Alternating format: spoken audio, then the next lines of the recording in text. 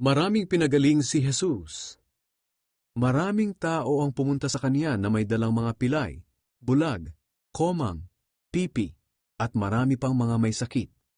Inilapit sila sa paanan ni Jesus at pinagaling niya silang lahat. Namangha ng husto ang mga tao nang makita nilang nakakapagsalita na ang mga pipi.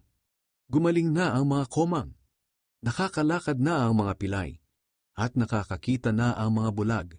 Kaya pinuri nila ang Diyos ng Israel. Wala pong imposible sa ating Diyos. Dahil ang Diyos ng Israel ay Diyos din natin nung tinanggap natin ang Panginoong Hesus ng personal sa ating mga puso.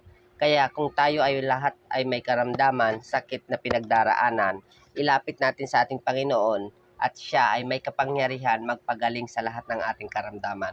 Ang inihiling lang niya, magtiwala tayo at buong manampalataya tayo sa Kanya na lanuman ang karamdaman natin ay kaya niyang pagalingin.